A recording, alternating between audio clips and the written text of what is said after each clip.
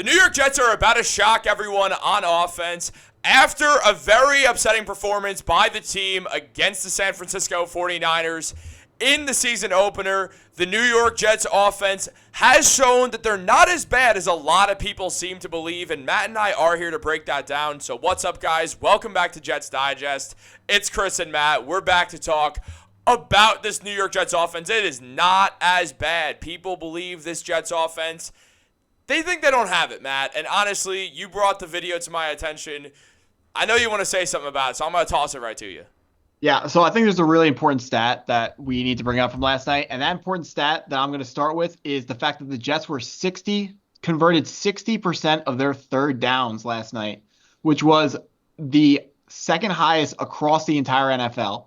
The Jets, to start the game, Alan Lazard dropped a pass, and there were a lot of factors on offense that stopped drives that I don't believe were Aaron Rodgers' fault, and I don't believe they seemed like one-off occurrences. Now, we have to remember that Aaron Rodgers is playing in his first game in 610 days, so he's entitled to have a little bit of time to adjust to the league. But really, it didn't seem like he needed that much time to adjust when in only his third drive, he's able to take the Jets all the way down the field and score a touchdown.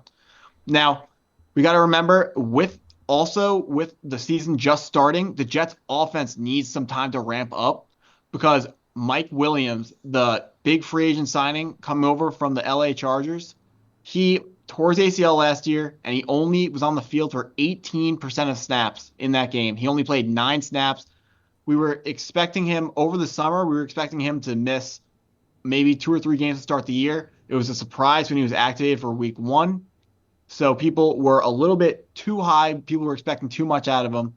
And what we got was a extremely limited snap count, and it was just him getting his feet wet. Another guy who I believe is going to have a bigger impact in the offense is going to be third-round pick out of Western Kentucky, Malachi Corley.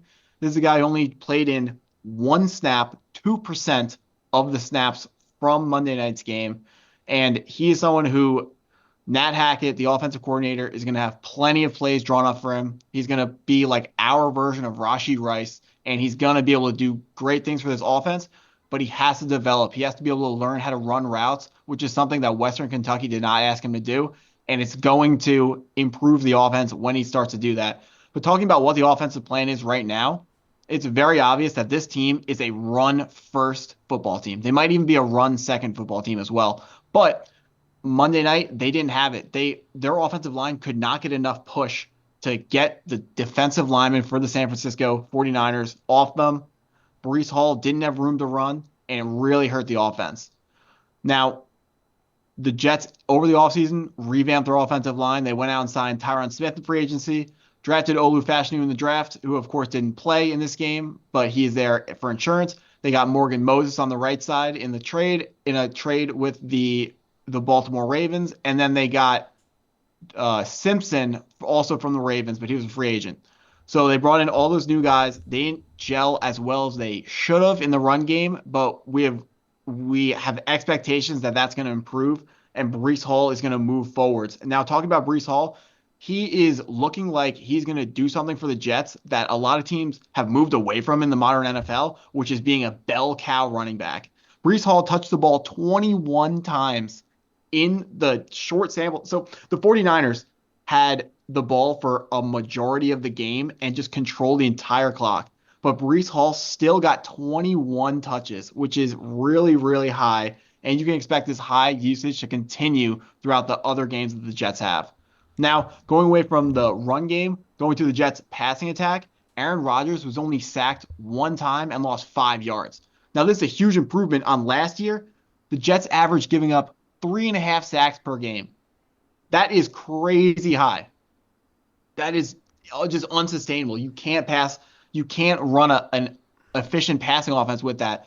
Zach Wilson was struggling to make reads. The offensive line struggled to protect him, and it didn't work out for anybody. Now, circling back to this important stat, this third down pickup percentage of 60% is a huge increase from last year. Last year, the Jets picked up 26% of their third downs.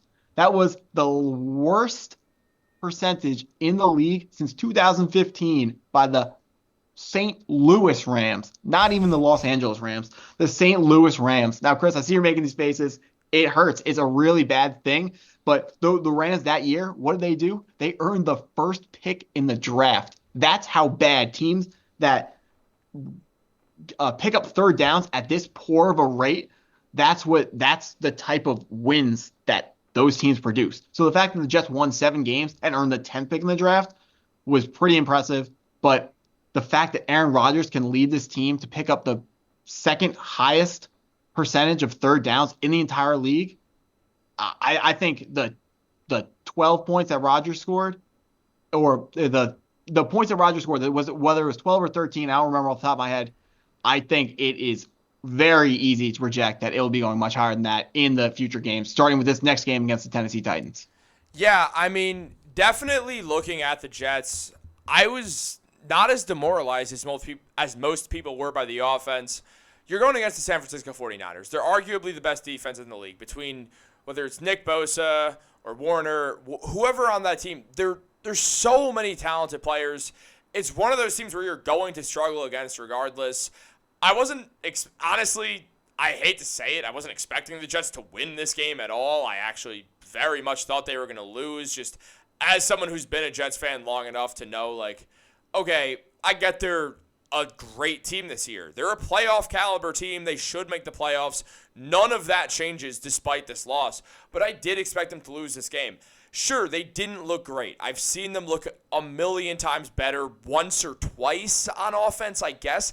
It's not like there's that much offense to even make up to in general. Like, the Jets' offense has been terrible for my whole life, basically, pretty much, outside of, 2 years? Like, it's not a great offense to begin with when you think about the Jets long term. This year, you have Aaron Rodgers. He's arguably the best offensive player on the team, and that's counting Breece Hall, who's someone who is clearly a phenomenal running back. Clearly, they're going to use him as a bell cow. The Jets are trying to win now while they have Aaron Rodgers, and looking at that, you have to imagine that things are going to improve, especially when you're playing a schedule that's really not that hard. Like, you're not going against elite secondaries. You should be better than most of these teams anyway, if I'm being honest. So I do think the Jets absolutely are going to be fine. But I am curious, like, as you mentioned, Malachi Corley, who I like the draft pick. I like the idea of him. I like the comparisons. More than anything, like, with Lazard there, who is clearly a Rodgers favorite, caught the first Aaron Rodgers Jets touchdown, already has doubled the amount of touchdowns he scored last season with the Jets. How much burn do we get from Corley? So, yeah, Corley, the answer to that is very difficult because Corley does not remind you of any player on the Jets that they've had this year or recently, because he's a almost a pure gadget player.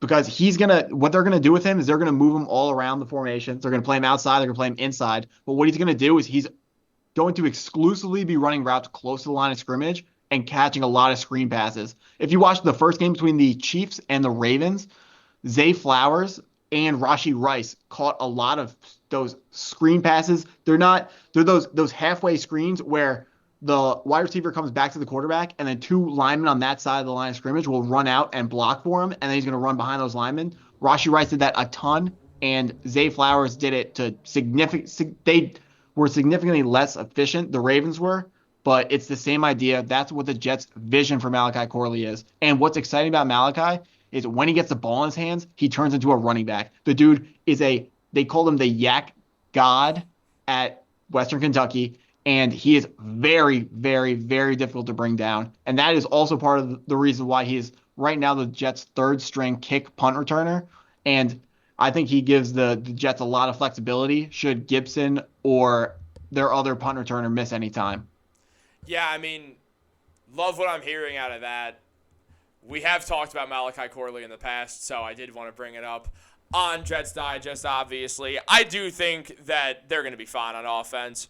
Going up against the Titans next week, yeah, L'Jarius Sneed, phenomenal corner, no doubt about it. I think the Jets are going to be all right. But that is all the time we have for this one. So, honestly, just looking at it, guys, like, subscribe, turn on post notifications as one would do. And if you don't, the Jets might lose, and it might be all your fault. So, you better do it. But guys, have a great day. Go Jets.